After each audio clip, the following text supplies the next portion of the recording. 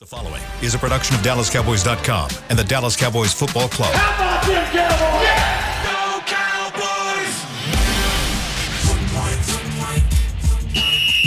Let's go, baby! Are you ready for a break? Yes. Are you ready for a break? Absolutely. Ready for a break? Yeah, and so much for that. It's time for The Break on DallasCowboys.com. We were on a break! With Nick Eatman, Brian Broaddus, Ambar Garcia, and Derek Eagleton. It is Monday, November 21st, 2022, season 18, episode number 75. Welcome to the latest edition of The Break, live from SWBC Mortgage Studios at the Star, presented by Miller Lite, the only beer of the Dallas Cowboys. And although a lot of us throughout the building thought the Cowboys would get a win this last weekend, I don't think anybody predicted the beatdown that we watched yesterday. Cowboys win over the Minnesota Vikings 40-3. I'm not going to even say probably their most dominating win in quite a long time, certainly this season, against what is, or what many believe to be, one of the better teams in the NFC. We'll break it all down for you here over the next 45 minutes. We might even get into a little bit of Giants talk. We got a short week this week coming up with a Thanksgiving Day game against the Giants. So let's dive in. Let's go around the table. Let's start where we start on Mondays. Give me your big picture storyline, because there were lots of things that came out of this game. But what big picture sticks with you following this game? Nick, let's start with you. Well, big picture, the Cowboys are a team that can compete and make a run for a Super Bowl. As Jerry said. Yeah, and that's the big picture. That's where the bar has been raised now. The bar has been raised because they went out, and I only know one way to say it. They played a perfect game. It was a perfect football game against a team that had the best record in the league at that time. They don't anymore, but they did. And it was a perfect game on the road. They just dominated in every facet. And so now, you know, to me, that's where it's like, okay, well, we've seen it then. We've seen it in Minnesota play like that, where you can put it all together. That's they can go, and if you play like that, you can beat anybody. You can beat anybody, any place if you play like that. Yeah, I mean, this is how the Cowboys should be playing football every time they step on a field. I mean, it's very impressive, and it was very impressive on the offensive side of the ball. And I know we're going to break it down and all that, but to think we were just recently, talking about the wide receivers and all that, and then you see a game where you can use a guy like Tony Pollard. He freaking balled out. Balled out, running the ball and catching the ball. So it's just very, very impressive. And like Nick said, now you can't take a step backwards. Like, you got to keep it up, and maybe not every week scoring, 40 points and all that and shutting the other team to just 3 points. But now you got to – you have to maintain it. And you mentioned Super Bowl, and I was going to ask you, Derek, when you said big picture, are we talking big picture, Super Bowl big picture? Or if you want to go there, go there. No, but I love it. Love their energy and love the way they responded after a loss against Green Bay. They're capable of beating really good teams and losing to bad teams. That's I mean, you could say that. The Green Bay game, that should have been a win. That's what teams that are going to win championships find ways along the way to win those games. Whether however your competition is, and they're capable. They're capable, like we were talking about here, of playing very well at a high level, making somebody one-dimensional, putting pressure on them. Playing to their strengths, using the running back as a wide receiver. Those are all the things they're capable of doing. The week before, they didn't do that. They lined up off sides. They held. They made mistakes. They gave up big plays in the running game. They gave up big pass plays. They're capable. That's what proved to me, if you want to know big picture, that's the team. That's what they should be. Mm-hmm. Not the team that could play to the level of the teams, that aren't very good. And so, I hope this is the start of more consistency with how this team needs to play every week in order to win a championship. That's the aspirations. They're clearly capable of doing it. Yeah, you look at this offense, and I think we'll talk about the defense in just a second. But offensively, they scored on their first 7 possessions. It was score after score after score after score. What do you guys think was the key to their offense being able to move the ball so effortlessly down the field and doing it in a lot of different ways, using a lot of different weapons? Well, I don't know if this is the time to say it, but I will say it. I think lost in all of the, Pollard and Parsons and Maher and all that. I think Dak's coming back now. Like, this is Dak. This type of game was what we've been asking for. Get off my back. You're not going to sack me. You're not big enough to sack me. I'm going to roll over here. I'm going to run out. I'm going to get I'm going to save 12, 13 yards just by making a play. I'm going to fly around over here. I'm going to fake you here. I was faked on one play. I was like, why is Pollard not running? He's in, it was because Dak had the ball. Dak. And then you throw 22 out of 25, and that you could not throw the pass to Pollard even better for that 68-yard. I mean, that was perfect.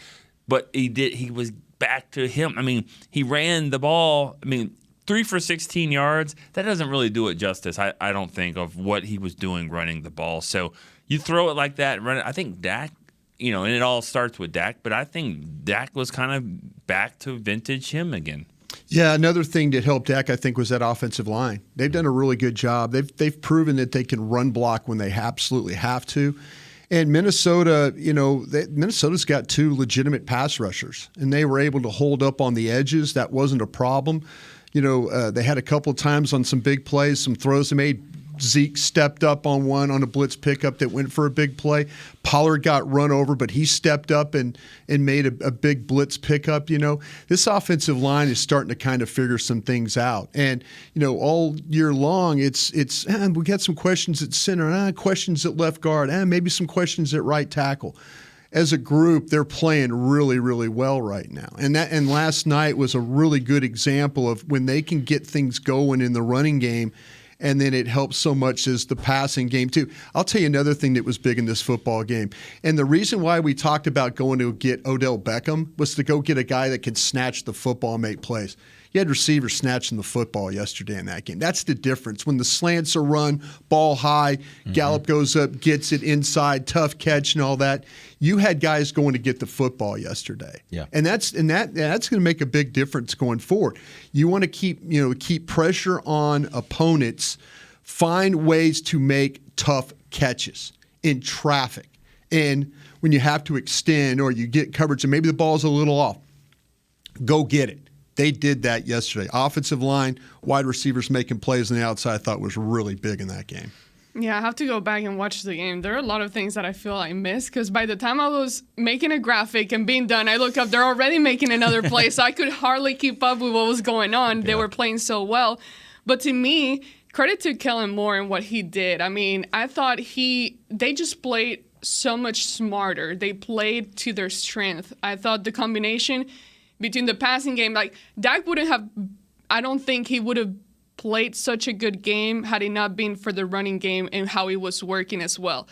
Credit to them figuring out how to utilize Zeke and Tony Pollard. I thought they did a really good job. There were a couple of plays where, the exception, but in general, you could see this is when you need a guy like Zeke to come in. This is when you need a guy explosive, dynamic like Tony Pollard to carry the ball. So I just think they just played to their strength and played smarter. Yeah, you look at the numbers yesterday with Zeke and Pollard. Zeke had 15 carries for 42 yards, 2.8 average, 2 touchdowns, and I think the 2 touchdowns are key. Yeah. Pollard had 15 carries for 80 yards, 5.3 average, and if you do what Brian talks about, I call him Zekered, the combination of the two into one, you had 30 carries for 122 yards and 2 touchdowns. Like, that's what you want, is the two of them combined. Yeah, you don't have to have one or the other. You got both. Got two. And when you've got both, you can do what they did yesterday, and you could see the variety of what you can get out of it. You can get a 68-yard touchdown pass where a guy runs a wheel route and just outruns a defender. Yeah. You can also get that 1-yard power run to get you into the end zone. This has got to be over. Kill that conversation. We got to kill it because we just saw in one drive we saw these are things that Zeke cannot do. He cannot do these plays, and then they get down to the 2, and we see these are things that Pollard can't do. Yeah. My favorite run, and I pointed out to you, was one. It was in the second quarter. I think it was like a second or 3rd and 2, 3rd and 1, and Zeke is clearly stopped. Yep. And he just keeps the legs driving and just pushes the whole thing 2 yards. They showed it from the aerial view, and you could see he was stopped, and it was just like the whole pile started moving. He went horizontal, and then but his feet were still on the ground, and he just launched himself forward. That's what he does, and I think you're absolutely right about it. They tried to score with Pollard on the goal line. They really legitimately tried. Yeah. And and let's be honest though. I mean, when you watch it, and you guys go back and see it, they got. I mean, Ferguson got just destroyed at the point of attack on the first time they handed him the ball. And then, McEwen is trying to find a spot, and he runs right in the back of Ferguson. So now it's all muddy, and he can't get home. The second one, they don't block it really cleanly as well in the second one, but still he's like stopped. He can't power. Then they put Zeke in, and he just, he's able to kind of find that gap and finish forward. That's the thing. That's why having these backs the way they are, when you get in 3rd and 1 or you get down on the goal line and you hand them the ball, you got to keep drives going. You can't get stopped.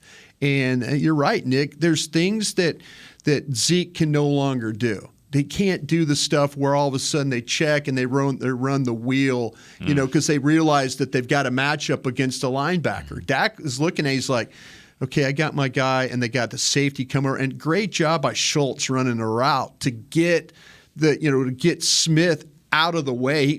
Smith and Peterson, he gets them both out of the way, and that's up the sidelines. And that's the stuff that you don't get to see with Zeke. Yeah. When you see a one-on-one matchup, okay, that linebacker is not going to cover my guy. Mm-hmm. He's not. And they did a great job of doing that. Romo pointed this out in the broadcast afterward, is that the best part of that play was the offensive line, and I think he pointed to Zach Martin specifically, but because to get him out in the wheel route, that takes a little bit of time, and so that was great. And then you mentioned Schultz on that play running down the field, which was impressive, but I couldn't get over the fact on the first touchdown pass to Pollard. I mean, Schultz is not great a guy block. that just walls off people, but he took had him number off. 39. Oh, you set him on the bench. Yeah, he was like, you sit down for a minute, you're man. with the cheerleaders. Yeah, like you're hanging out over here. No, it was that's the thing. I think that when you look at Schultz overall, he gets a lot of criticism and flack for the way he blocks. I think these young guys have helped him along the way. Develop a little bit of more. Okay, I just can't be a liability as a blocker. He's done a much better. He was really good yesterday in that game. Yeah. All right, let's move on. Let's talk a little bit about the defense. You look at yesterday, the fact they held them to 3 points. Again, Nick, going back to your perfect game scenario, the offense scores 40. The defense holds them to 3. They had 7 sacks. And you're not even done. Yeah, I'm not even done. Because you gotta do the third level, the special teams. Oh yeah, we'll get to that. I'm just saying it was. Yes, that's why it was made it perfect. Yeah, we'll get to that. But looking at the defense again, 7 sacks and a lot of that. Once they got to the second half, and they had this lead that was really insurmountable. Then it was like, all right, now they get to do what they always want to do. That's why Parsons didn't want to come off the field. Yeah, you're like, this is time to sack up some numbers. And that's a problem, by the way, too. We'll get to that as well. That is a problem. Somebody's got to get. They won't take his helmet away. That kid, he wants to play. Somebody's got to take. I love that about him. Though. Well, no, he realizes like, okay, now I get to rush the passer. I don't have to play the run. I don't have guys diving at my legs. Fourth in the game. I've earned the right at that point because that's what they kept talking about last week. Yeah. You earn the right to pass rush once you're able to get a lead and once you put a team in a situation where they can't run the ball. Yeah. They had that yesterday. But I do have this question for you. Can I say something real quick Sure. about the defense? I think you learned a big picture thing yesterday that you can travel digs no matter what. Yeah, you can. You can travel digs no matter what. Let's not act like anymore. It's like, well, I don't know if they really want to do this. No. If the other team has a star player, you can function by traveling digs and everybody else will adjust. That defense did a great job in the secondary of playing for each other. They really did. And we always talk about, well, assignments were bad here. They didn't twist here. They got to step here. They got to fill there. You look at the very first play when you talk about the secondary. They're going to try and run the very first pass that Minnesota throws. They're running pick routes and they're dragging Thielen across the field. Jaron Kearse is standing right there. And what happens? What is that? Quarterback sees that and he's like, I can't throw that. And he's expecting that thing to be clear across, nobody there. I'm going to throw the ball. They cover for each other, and then now it turns into moving pocket, and now number 11 running from the backside. Yeah, good luck on that. Yeah. So you had a secondary yesterday that really played for each other. They did. They lined, and that number 7, he traveled. He went with that guy, and other than, like I say, there was one pass on the outside to Osborne that went on the out that he could have. He just a little bit better route, but that's nitpicking right there. If you want to talk about it, I've seen him make the play, come downhill, drive on the ball. But he traveled with that guy. So we should never, ever, ever not. The question should be if they have a great receiver and it takes taking him out of the game, that number 7 can go walk with him and play with him anywhere in the field. I love that. Yep, that's right. Another thing that was really evident, even on the Vikings drive for a field goal, if you go back and watch it, they knocked the crap out of that team. Like, even on the Cook's 17-yard run that got a few more yards because it was a holding on whatever, Donovan Wilson just blasted him out of bounds. Yeah. And then another time, Tank and Curse, I mean, they are flying around. They hit them hard. Like, they were, and Dak said it in his post game. He was like, I knew this was going to be a problem because they were running around in practice all week like that. They were pissed off.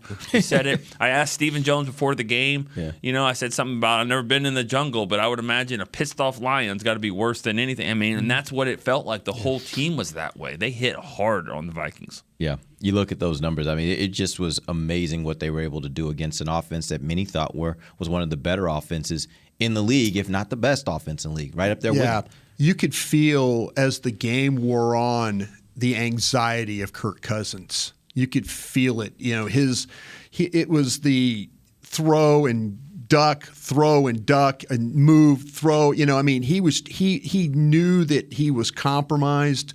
Even with Darrisaw in there, I mean, the play that he got hurt on was a sack. I mean, he got driven right back into. I mean, it was a great job by Armstrong at just driving him, and then there's all kinds of problems there. But yeah, I mean, this is the great thing about this defense. When they know that they can rush the passer, it makes that defense is a whole different defense the way they play. Yeah, and I'll throw this out just for perspective. You talked about Diggs traveling with Jefferson yesterday. Jefferson had 3 catches on 5 targets for 33 yards. Absolutely. I didn't go back and look at his season, every game from his season. I'm guessing that's going to be on the lower end of he hates playing the Cowboys. He's got 5 for 55. Yeah. That's what he's got. That was his previous? No, that's what he's got against the Cowboys in 2 years. Yeah.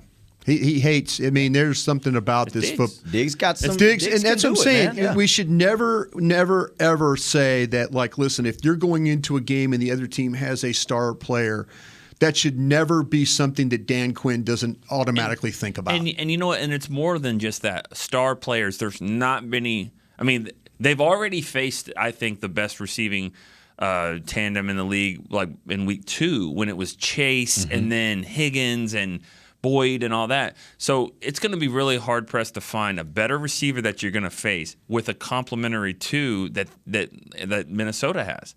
And that's what Philadelphia game on Christmas Eve will be the one where you have to deal with size and Smith and all that kind of, depending on if the tight end's back. That I tight don't think he's gonna be. He might be. Goddard. So, so that's that will be your next time where you're going to have to say, okay, is it going to be how do you match them up? Yep. But like I said, there should never be a question now. It shouldn't be like Ambar at a press conference having to ask a question about, well, you're going to travel with, traveling takes a lot. No, you proved you could travel with the best receiver in the National Football League. Yeah, and go find a way to do it. When you mentioned the tight ends yesterday, it was clear that Minnesota went into that game thinking Hockenson was going to be a target that they wanted to try to exploit. He had 9 targets. Only 5 receptions for 34 yards. Cowboys did a really good job on him throughout the game. And different people were covering. Sometimes they were in zone. Sometimes they had a guy on him. Like they did it in different ways, but they were not allowing him to really get off. The way Curse got through, well, Hockenson dropped the ball in the back of the end zone. I mean, that was a drop, yeah. But the way that Curse weaved through that pick, and that's what they were trying to do. Bunch formation. That was an impressive play. I'm not saying he made the difference in there because Hawkinson's a first-round tight end. It could have been an easy throw. It could have been a lot easier throw if he doesn't travel, get through the trash to get to the back of the end zone. Yeah. But I thought Curse. There was a couple times, and I didn't even see the play. Well, his blitz, the blitz that he got the sack on. I mean, he's acting like he's in coverage. And it just goes to show you, Tank, they're in max protection, and it's the 2 tight ends end up taking Tank. Both of them go for Tank, and now he's got a free run at Cousins. That's what you got to do as a defense. If people are going to make mistakes blocking you, take advantage of that. Don't let them get away with a mistake there. And they made a big one on that one. We're going to take our first break. When we come back, I want to talk about the fact that the Vikings didn't run the ball quite as much as I thought they should have. Yeah. We'll talk about that and how much that factored into the result that we saw yesterday. We'll do that when we come back. DallasCowboys.com radio. Todd thought it would be secure to jog in the cheetah savanna. Todd believed the big cat repellent he bought online was reliable. And now, Todd is trying to be faster than this cheetah that can run 80 miles per hour. But the good news is, Todd has AT&T 5G that is fast, reliable, and secure. And he learned the best thing to do is stop running and toss her the backpack with the beef stew. AT&T 5G. Fast, reliable, secure. It's not complicated. 5G requires compatible plan and device. 5G may not be available in your area. See att.com/5G for you for details. What do you call a group of grown men and women with their faces painted silver and blue who get together every week to share a 3-hour-long ritual of jumping, singing, and toasting Miller Lite in 10-gallon hats while yelling, "How about them Cowboys?" You call it Miller Time in Dallas. Here's to the Cowboys. Here's to the original light beer. It's Miller Time. Celebrate responsibly. 2021 Miller Brewing Company, Fort Worth, Texas. Want to use what the pros use? How about the official men's skincare brand of the Dallas Cowboys, Jack Black? Right now, you can get the Jack Black Starter, a curated collection of Cowboys locker room favorites for just $10 with free shipping. The starter includes 4 Jack Black skincare favorites, plus a full-sized intense therapy lip balm. Go to getjackblack.com/Cowboys and use the code word TEAMJB. That's getjackblack.com/Cowboys. The Jack Black Starter, $10, free shipping. When you build, you start with the foundation. And home ownership is a foundation of a stable future. The Bank of America Community Home Ownership Commitment has helped over 34,000 people lay the groundwork so far, with up to $10,000 towards your down payment or 3% of the purchase price, whichever is less. The satisfaction of owning your own place can become a reality. Visit bankofamerica.com/homeowner to learn more. What would you like the power to do? Bank of America NA, Equal Housing Lender. Credit and collateral is subject to approval. Restrictions apply. This is not a commitment to lend. Back to the break. Thanksgiving week is finally here. Get ready for the annual Dallas Cowboys showdown with game day essentials from tailgating to cold weather gear. We have you covered. Stop by your local Dallas Cowboys Pro Shop or log on to shop.dallascowboys.com and do Turkey Day the Cowboy way. Welcome back. Second segment of the break, live from the SWBC Mortgage Studios at the Star. This segment is presented by blockchain.com. Let's talk about the defense because the defense, you look at their numbers overall, they played really well, obviously holding their opponent to 3 points. When you start really digging into the game, Dalvin Cook had 11 carries for 72 yards. He was averaging 6.5 on the ground. But Minnesota was throwing the ball way more than they were running. And I don't know that they were in a situation where opponents that the Cowboys have faced so far have decided to keep running the ball rather than abandoning it. In the first half alone, Minnesota ran 15 pass plays to only 9 runs. Do you think the Dallas run defense is better, or do you think they just face an opponent that just loves to throw the ball and that played right into Dallas's hands? I think that's part of it. I did question that if the Vikings were going to go into a game and go like, you know what, this is what we're going to do. We're going to run the ball. We're going to run the ball because that's not the way they're built. I didn't think they were going to stick with that. I think they were going to kind of do we're 8-1. We do it our way. They can't stop whatever we do. Nameless faceless opponent. Exactly, and it didn't work out. I mean, he had 8 for 45 in the first half, but I mean it was 23-3 at that point, and so. You know, they're not going to – they feel too good about their passing game down 20 to just run the ball that way. Yeah, it was surprising but if you're those folks that believe in analytics, they're the team that they don't run a lot. That's their kind of their thing, and you wonder. I think the Packers did it out of necessity because they felt like I think the Packers played the Cowboys smart. I mean you learned if you're the Vikings and you're watching this game today, you're saying, why are we throwing the damn ball? I mean, the biggest problems they had during the game was them throwing the football. And the Packers, on the other hand, said, we probably can throw the ball, but we don't have these receivers that are worth a damn. So the 2 backs are our strength. Let's just try and I don't know how anybody would just let the Cowboys tee off and pass rush you. I really, really don't. And I was talking to people in Minnesota leading up to this game, and they're like, that's like Nick says, we believe in keeping Dalvin Cook fresh. And, there were times where Mike Zimmer would run Dalvin Cook into the ground and stuff like that, and it would just be carry after carry after carry. This Kevin O'Connell, it's a different way he calls the game. But I don't know how you could sit there and say, let Dallas rush the passer on us, and let's see if we can get away with it. And they clearly didn't respect Dallas's ability to do that. Yeah, I was surprised too at the fact that they didn't run the ball a lot more. But the way that the game started, I mean, to me, Micah Parsons making that sack to start the game right. I mean, that sets the tone. I think that was a huge play, and you just build off that energy with the whole defense, which makes me wonder, why don't you carry? But I don't care. I don't care trying to figure that out. The Cowboys played the way that they did, and going back to an earlier conversations that you guys were having about the defense as a whole, I was very curious to see how they were actually going to be able to channel that energy that was building up throughout the week. I mean, that was the first time that they really got embarrassed in national TV. Everybody talking about them. So some finger pointing started to happen and all that. How were they going to be able to handle? So to see everybody doing their job, I don't know if the run defense as a whole is fully improved just because we weren't able to actually see that happening with this opponent. But we'll have to see with a different team that runs the ball a lot more. But just all in all, I didn't see anything that... You'll see one Thursday. Yeah. Well, it's coming quick. Yeah.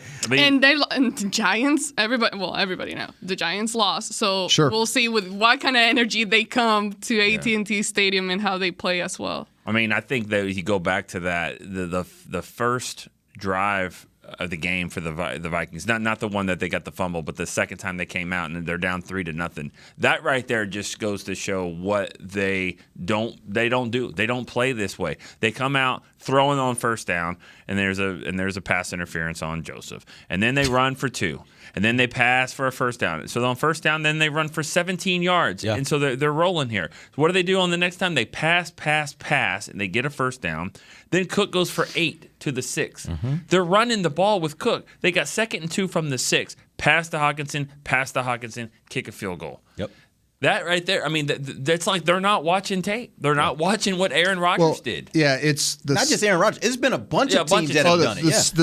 The Parsons sack fumble was a 3rd and 3. Yeah. And as you mentioned, Nick, the next opportunity they get down 3rd and 2, and what do? They throw the ball again, And that's some teams are just like, hey, this is what we do. Mm-hmm. We're going to throw the ball. We don't think you can cover. I don't know how you can watch the Cowboys and not think, what's the one thing defensively that would scare the hell out of you? Them rushing the passer. Mm-hmm. It ain't defending the run. Right. I mean, the running is something that you're kind of like, that's the biggest question mark about this defense. It ain't the pass rush. Minnesota and Kevin O'Connell just kind of said, you know what? Hey, we don't think you can cover. But then again, it's like, yeah, we don't have to cover because your left tackle is giving up sacks. Your left guard's giving up sacks. We don't have to cover because of the pressure again. Hey, thank you Vikings for playing the way you did. At the same time, but the Cowboys offense put pressure on him to have to score though too. Mm-hmm. Yeah, and that was big. The Cowboys just kind of starting fast, starting right away. But to your point, like, do you not watch film? Yeah. I think we've seen it happen with the Cowboys as well, where they go in and they just keep doing something, and we all clearly see that it's not working. So in this case, it finally worked in the Cowboys' advantage this time. Yeah, the Packers got down 14 points and still were running the football. They're kind of like, okay, well, see, the problem was Dallas's offense wasn't as good in that game. The Cowboys' offense didn't make Green Bay pay like they made Minnesota's offense pay for their lack of getting things done. I got a kind of another big picture thing I think it needs to be mentioned, and the Cowboys get a lot of criticism for not doing things in free agency or the way they handle things, don't make splashes. I think it's got to be pointed out that by not signing Randy Gregory, and they tried to sign him. Yeah, wanted to. Yeah, they wanted to. Yeah. So that's not acting like that was a decision. I mean, Randy made the decision to leave, and then they came after that and signed Dorrance Armstrong and Fowler. Together, they have 12 sacks, 7 and 5, and they're getting overshadowed because number 11 runs around and he's got 10, and he's not gonna let them have more sacks than him. So that's just the thing. They have 7 and 5, And, Randy's played 5 games. And he's got 2 sacks, and he's banged up and whatever it is. And I'm not saying the same thing would have happened had he been here because he didn't have Micah Parsons also rushing. I get that. And they traded away the other rusher, Chubb. So it's a little different scenario. But you got to give the Cowboys credit for that, and Dan Quinn and all that. I mean, Fowler's he looked at it and said, hey, we can make work with these guys. And Sam Williams is coming around too. I mean, you got to figure out ways to get him on the field. Last year. I mean, Dan Quinn did that last year too. So it's something he did it with Gregory. Yeah. Like I think that needs to be mentioned. He did it with Gregory. Like Gregory hadn't ever had a season like that before. So he can do it with someone else.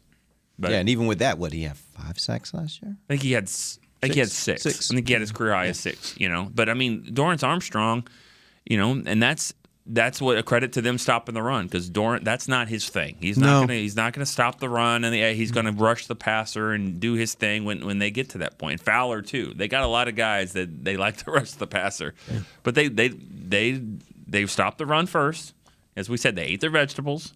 They were able to have dessert. If you don't do that, then you can't do all that stuff. And I wonder, and I think we're going to see it, and not even so much this week, because this week is an interesting thing just because the Giants, you have a different kind of running attack you got to deal with. You got to deal with just a beastly runner, and then you got to deal with a quarterback that can run. Yeah. But I'm even more interested to see what happens against a team like Indianapolis that has, since they've made the coaching change, has kind of rediscovered its running game, and now they're running the ball really well. That'll be an interesting test as well. I don't know if you guys got to see that game yesterday because I was doing pregame show and it was up, the Philadelphia, so I was keeping an eye on it. If Matt Ryan is continuing to play the quarterback, I'd play 10 in the box because he's not going to be. He looked like he was. He's having a hard time. He looked like he was 1,000 years old yesterday playing quarterback. Yeah. But for the running game, they're not in that game. Yeah. Yeah, I know that. Funny you say that because I was watching it. And I was thinking, how old is he? No, he it was like a 30-yard run the week before. They get a turnover. They get a turnover to start the second half. They get a turnover on a sack strip, and hit Hurts in the back. Ball's on the ground. It's Indianapolis ball, and they run 3 of the worst plays you can ever imagine to kick a field goal, and they missed a field goal along the way that cost them. Jeff Saturday went for an opportunity, and they didn't get the field goal. Philadelphia was beat, but if you're going to play with that running game, great, fine. Just put 10 in the box because Matt Ryan is not going to beat you throwing the football. And those receivers are not good either. They're not going to. Reggie Wayne's not running. Yeah, exactly. Pierce is not a bad player for them, but that's the whole issue, though. They can't manufacture. Now, this is what's going to happen, in my opinion, this weekend. Real quick, your short week. What are you going to do? Short game plan, small game plan. Kind of have, can't work on a lot of things. Can't even practice. Going to have to walk through some things. This is going to be about a little bit, I think, of, the fact that you have some familiarity with both teams is a great thing.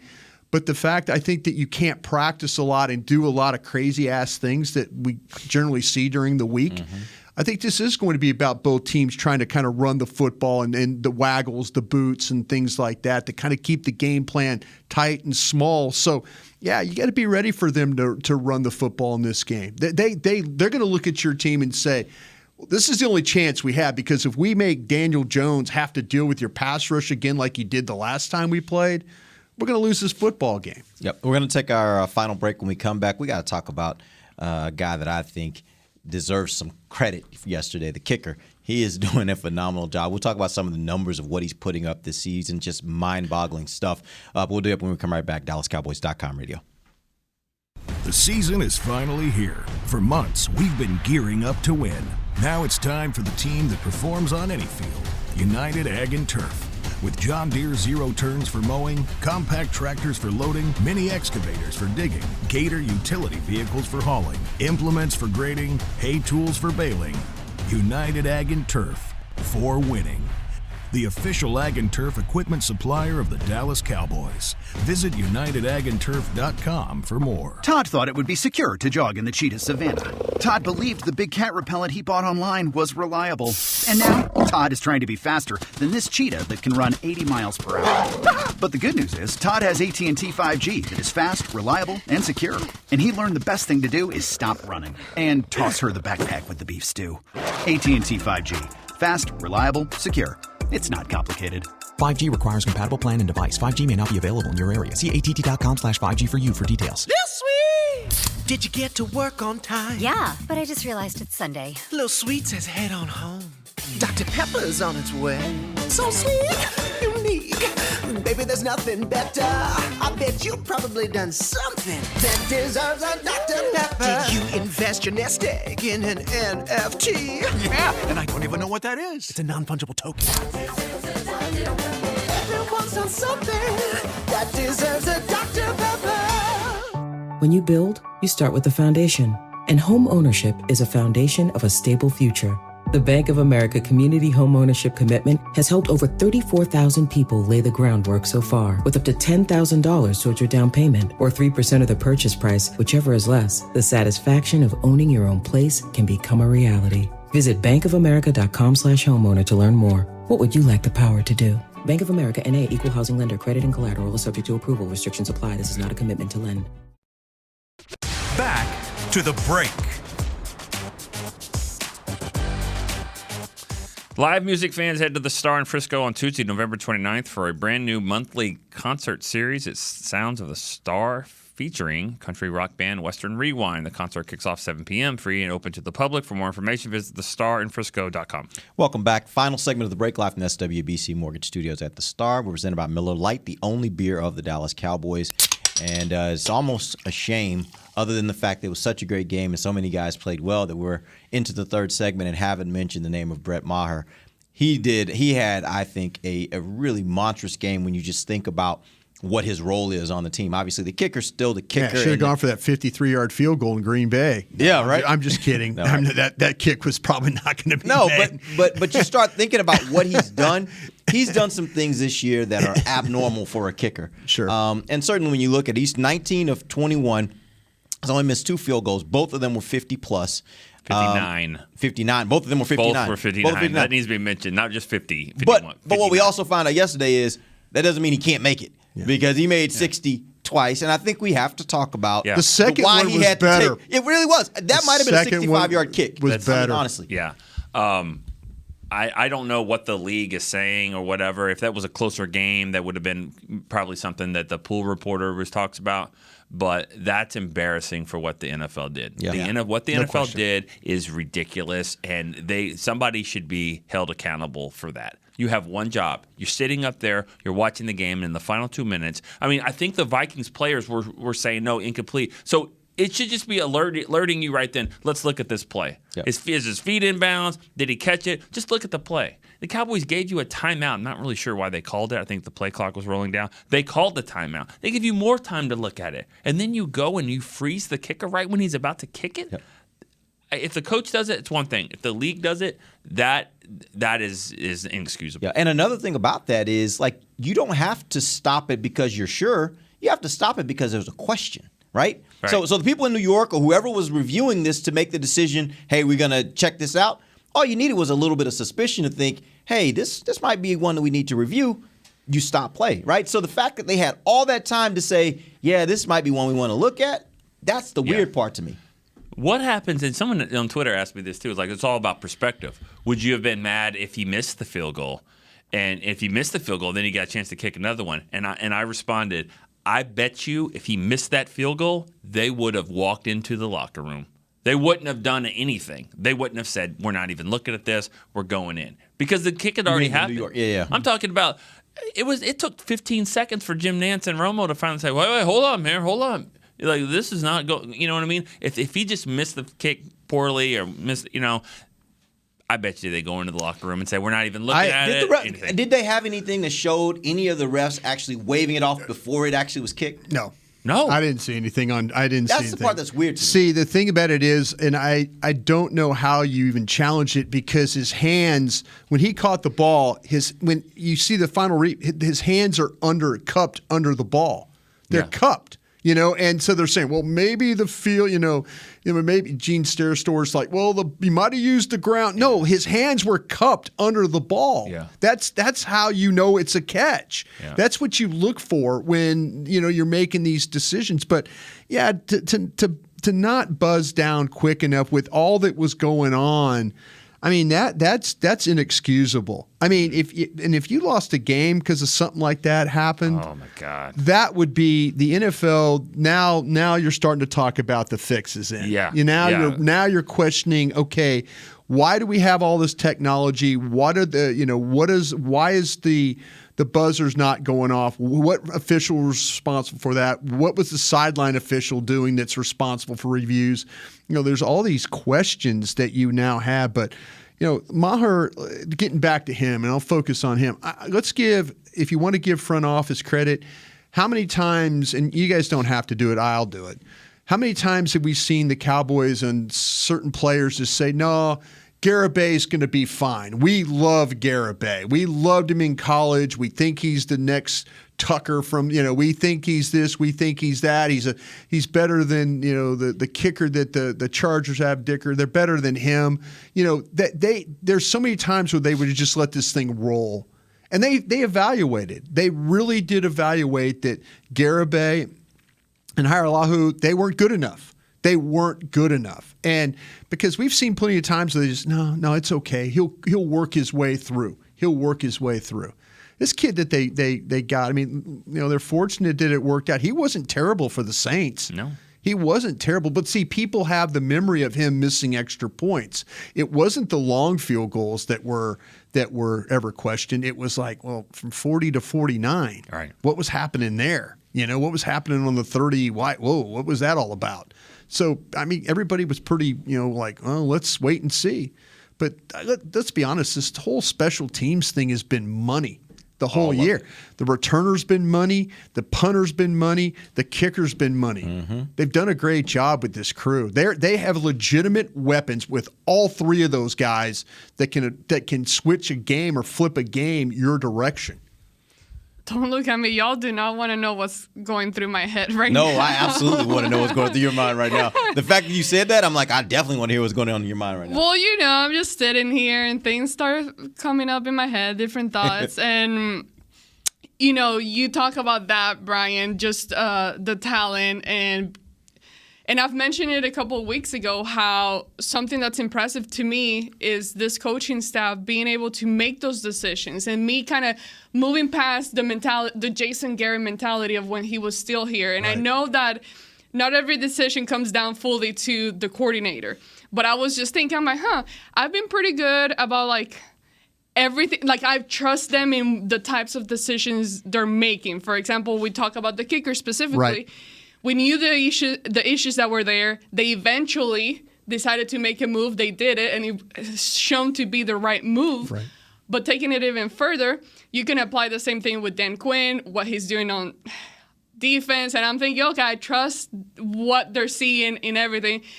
But then I'm like, okay, what's an area that I'm still kind of raising my eyebrows or just, wondering, wide receiver, which is the position we've been talking about. Then that leads me to Kellen Moore, which then this is just how my brain is working. Then that leads me to, Kellen Moore, he was with Jason Garrett, and he still got a lot of, from all of that. So it's just, I'm going down a rabbit hole of, I'm not saying Kellen Moore is a problem and he needs to get out of here or anything, but I just wish that same mentality of what we've seen so far on special teams and defense, and maybe they are, and maybe they'll be surprising us at some point, but if there's still one area on the team that I'm still wanting to see a change in or something extraordinary happening, would be wide receiver. But anyways, we're talking about kicker specifically, and I think he's been amazing. He's been surprising me. Definitely didn't think he would be playing the way that he is. When they signed him back, you look on Twitter, and even because you're like, okay, you were already here, you were let go or whatever for a reason. Why are you bringing back the same guy that you already had? Right.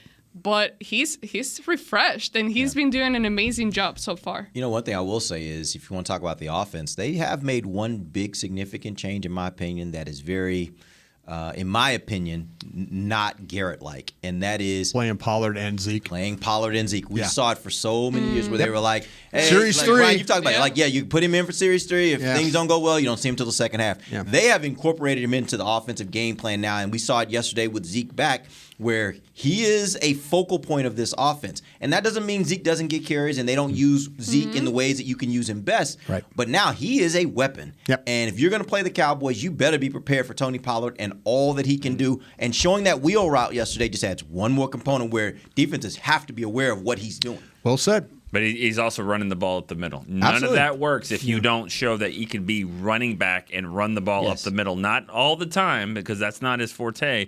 But you can't do all the other stuff if he doesn't play that kind of stuff. So that both of it is working great. If we go back and count, how many games has Zeke and Tony had the same amount of carries? Oh, they both had 15 in this game. I mean, I don't know. I don't think there's many games you could say it got close. It's been close. But I think this was one of the first ones that we've had where they both got the same amount of carries. And I want to mention real quick about we talked about the special teams. Turpin is becoming a really, really good all-around returner. And I'm not just talking about a guy in space. A lot of guys can do that. I'm talking about, we saw it in the press box. Really short kick, and that's because they're scared of him. Yeah. Really short kick, he flies up there, gets everyone out of the way, fair catch, and makes that catch. Doesn't let it bounce where it could hit a player, hit Joseph or somebody. Or bounce for another 20 yards. Right.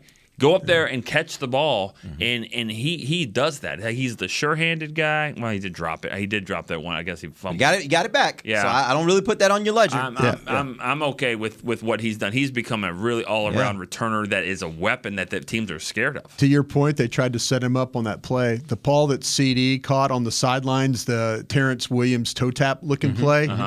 They pull the center and get him in space. They're running. Yeah. They're running. I saw that. Turpin on a go on the outside. They're going to try and launch that thing down the sideline. Remember I said Turpin's in the game. Yeah, he just went. He went vertical, and what happened is you had the tight end underneath, and then CD a little further up the field. But then they tried to run Turpin and set it up to where they can get a launch point from Dak all the way down the field. On the Schultz incomplete in the end zone, the first drive of the game, they were holding his arm like a son right. Of a He only gun. had one arm. That's why. But also Turpin was flying around on the right side. I couldn't tell exactly what the safety was, but I'd like to have seen him just throw it there, and it had been one-on-one in space. And I'll take Turpin on whoever's out there with him on one-on-one to the end zone. So I'm looking forward to seeing how much more he improves next year, because right now I still think his game he's just like a little too anxious and too like calm down. There's some chaos. And by the way, he's coming off a second season. Like that's also what people forget.